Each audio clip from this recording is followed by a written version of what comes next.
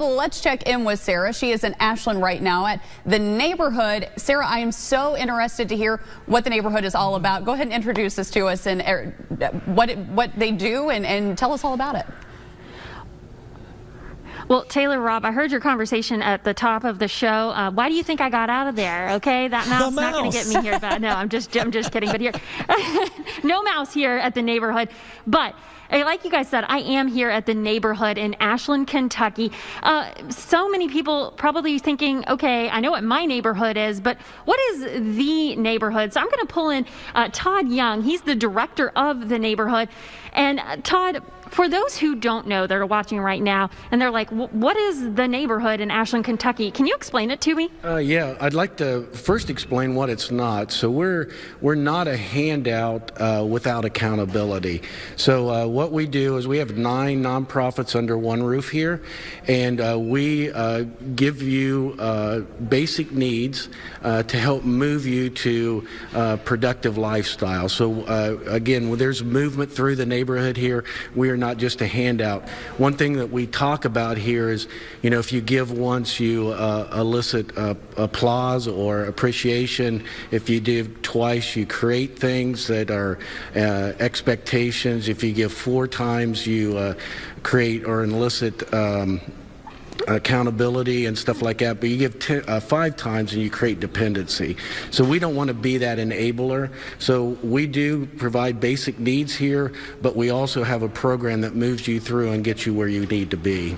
And wonderful to explain that for those who may not have known me. This may be the first time that they're hearing about the neighborhood.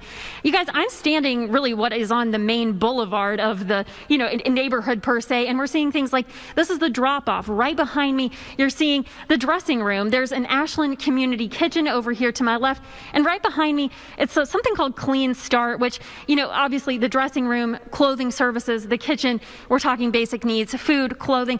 Clean Start, is fascinating to me because it's also like haircuts, things that, are basic needs. Yeah, and those are things that we take for granted, but a lot of people don't have access to or the finances to do that.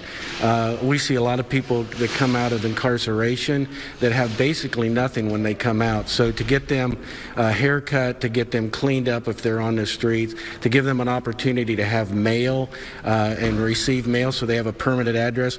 We can't even house people unless they have a permanent address. So this gives them a permanent address, so then we can again move them towards housing and self-sustainability. And like you were saying, that address, there's a P.O. box that you can get from Clean Start. I wanted to ask you, there's something called the network associated with the neighborhood. What is the network? So the network is what you're standing in is really just 1/3 of what the neighborhood does. So this is our stability section. So this, you can come in here and be better for it. We're a betterment program right here. Then we move to opportunity and accountability. Our opportunity program is our EIP, or Employment Initiative Program. So we have projects where people can go and be employed through us, and for people that have come out of prison or have had substance abuse problems and stuff like that are hard to get employed, they can come through our program, and then we kind of vet them, and then when we go to other employers and say, these people have come to us, they work the program, they show up, they're team players, they follow policy and procedures, they would be a great hire for you. So that's our opportunity. And then accountability is our Jobs for Life program, where we teach social skill, or soft skills training.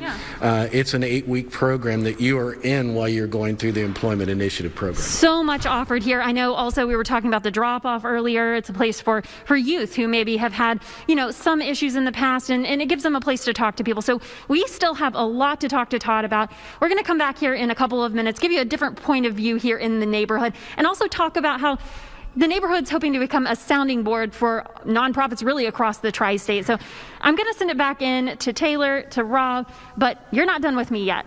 Nope, we'll check back in later in the show. This is such a crucial service to so many. And sharing all that information with everybody helps everybody in the community. Surrounding you with help. Yep. Well, after the